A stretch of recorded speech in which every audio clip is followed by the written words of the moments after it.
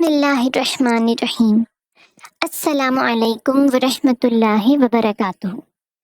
Names of Allah series. We have started this series for the benefit of everyone to understand and get closer to Allah. Join us in this humble journey as we explore and reflect upon the beautiful names and attributes of Allah. Hope you will also follow along as we delve deeper into our faith. Al-Wahid, the only one. The name of Allah Al-Wahid signifies his attribute of being the only one, the unique, and the one who is singular, incomparable, and unmatched in his essence, the one without a partner. Arabic root. The root waw, ha, dal denotes oneness and uniqueness. The word wahid is the Arabic word for the numeral 1.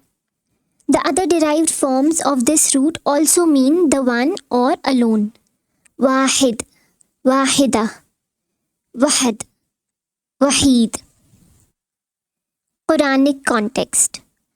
The Quran describes Allah as Al-Wahid to emphasize his attribute of being the only one. For example, in Surah Al-Ma'idah, chapter 5, verse 73, the Quran says, "They have certainly disbelieved who say, Allah is the third of three, that is, one part of three, referring to the Christian concept of Trinity.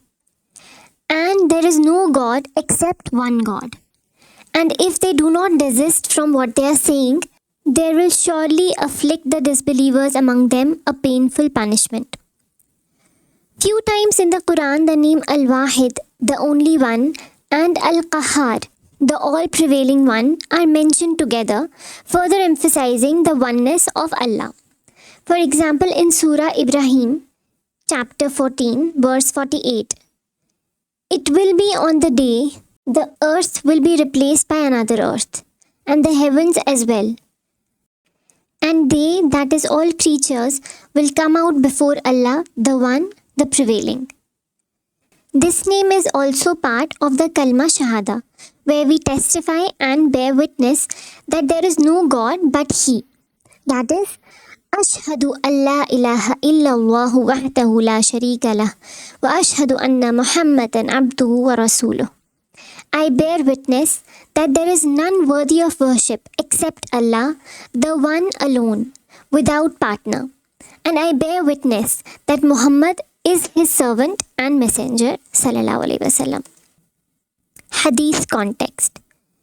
Abu Zubair radiyallahu ta'ala anhu reported, Ibn Zubair uttered at the end of every prayer, after pronouncing salutation, these words: "La ilaha illallah wahdahu la sharika lah, lahul mulku wa lahul hamdu wa huwa ala kulli shay'in qadir. La hawla wa la quwwata illa billah.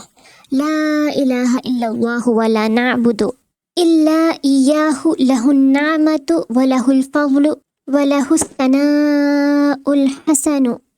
La ilaha illallah mukhlisina lahuddina walau karhal kafirun." There is no God but Allah. He is alone. There is no partner with Him. Sovereignty belongs to Him, and He is potent over everything. There is no might or power except with Allah. There is no God but Allah, and we do not worship but Him alone. To Him belong all bounties. To Him belongs all grace.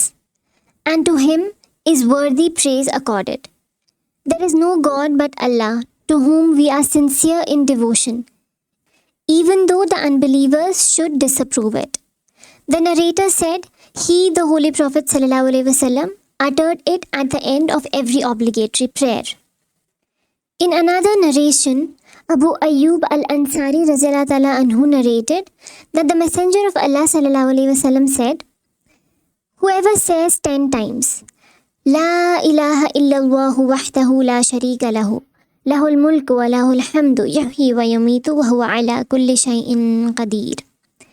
None has the right to be worshipped but Allah, alone, without partner. To Him belongs all that exists, and to Him belongs the praise. He gives life and causes death, and He has power over all things. Whoever says this, it is for him equal to freeing 4 slaves among the offspring of Ismail. Utilizing Al-Wahid in dua. When invoking Allah by the name Al-Wahid, a dua might include words like, O Allah Al-Wahid, the only one, we acknowledge your singular and unmatched essence and seek your guidance and mercy in our lives. Ya Allah, we seek your oneness and uniqueness. Ameen. Jazakallah khair for listening. May Allah allow us to use His beautiful names and make us closer to Him. Allahumma Ameen. Wa alaikum assalam wa rahmatullahi wa barakatuhu.